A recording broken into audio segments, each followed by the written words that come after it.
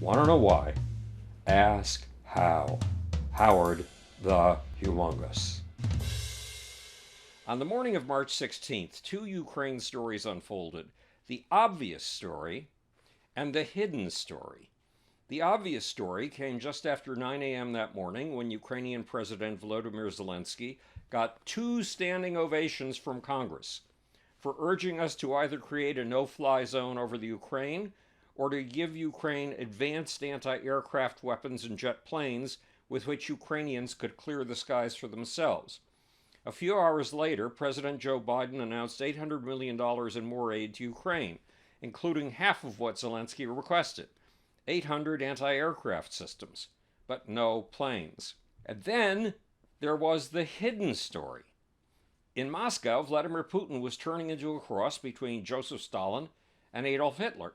In a televised meeting with his cabinet ministers, Putin denounced Russians who want the freedoms of the West as scum and traitors, a subversive fifth column designed to destroy the Russian civilization.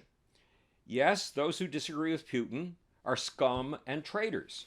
Said Putin, the Russian people will always be able to distinguish the true patriots from the scum and the traitors, and just to spit them out like a midge that accidentally flew into their mouths. And Putin told his television audience that these traitors, scum, and the Westerners behind them have only one aim: the destruction of Russia. In other words, Vladimir Putin announced that he wants to rid Russia of those who disagree with him. He wants a one-man dictatorship, a totalitarian state in which you think and say what Vladimir Putin wants you to think and say. Added Putin about this new purge, quote, I am convinced that this natural and necessary self-cleansing of society will only strengthen our country, our solidarity, cohesion, and readiness to meet any challenge. Not all Russians agree. 13,000 anti-war protesters have been arrested in 147 Russian cities in the first 3 weeks of the Ukrainian war. Reuters reports that Russian opposition politician Mikhail Kazyanov, who served as Putin's first prime minister in the early 2000s, tweeted that Putin is intensifying his actions to destroy Russia and is essentially announcing the start of mass repressions against those who don't agree with the regime. Putin's call for a self-cleansing of society sound exactly like Adolf Hitler and Joseph Stalin.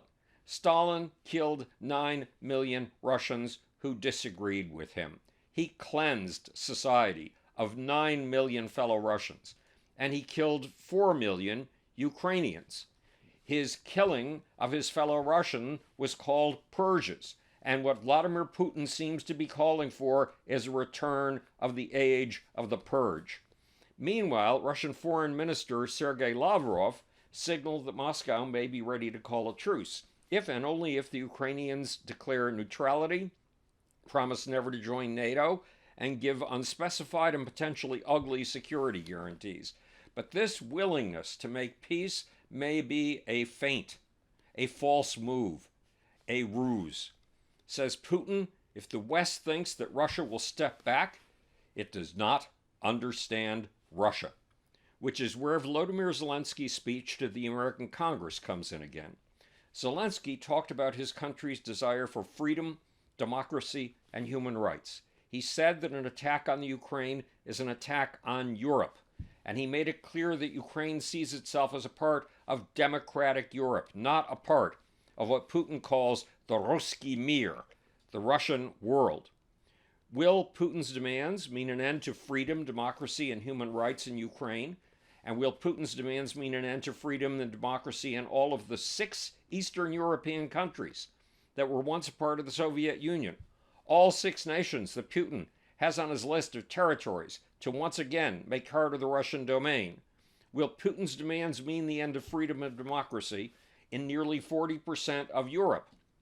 And will those demands mean what Putin declared in his joint statement with China's Xi Jinping after their February 4th meeting in Beijing? Will they mean a radical, quote, redistribution of power in the world, close quote?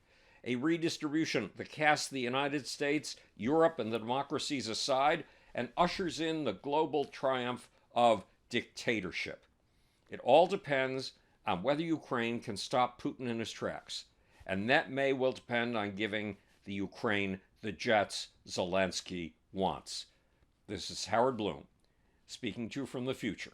It's your job and my job to make. And may the Ukraine prevail and humble the fucking goddamned Putin-inspired Russians. Or, oh God, how can you smile after that? Want to know why? Ask how. Now, for the sleazy, slimy off button. Oh God, I can't find it. There it is.